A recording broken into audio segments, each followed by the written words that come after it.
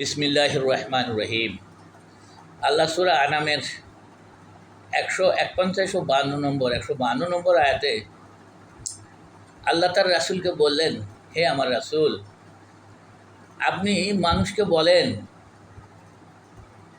তারা যেন আল্লাহর সাথে শিরিক করবে না, পিতামাতার প্রতি সর্বদা এহসান করবে, সর্বদা খেদমত করবে, দয়া করবে, দান করবে, আর দরিদ্রতার ভয়ে সন্তানকে হত্যা করবে না, জিনার ধারে কাছেও যাবে না।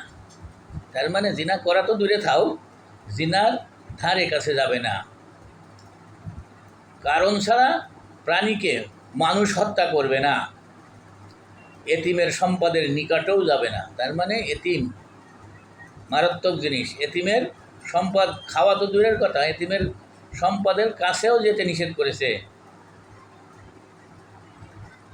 এবং ওজনে কম দেবে না, ওজনে কম দেবে না, সকল সময় ন্যায় বিচার করবে, আল্লাহর সকল আদেশ পালন করবে।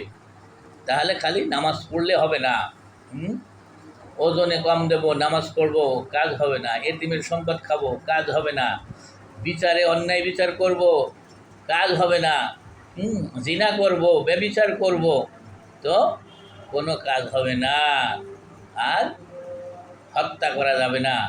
বুঝতেই পারছেন? পিতা মাতার প্রতি এহসান, পিতা মাতারকে যত্ন নিবে, পিতা মাতার সহিত খারাপ ব্যবহার করবে না, সৎ ব্যবহার করবে।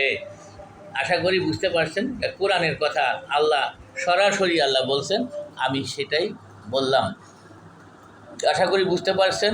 ভিডিওটি শেয়ার করে দিন, সবাই জানুক। আসসালামু আলাইকুম রহমতুল্লাহ।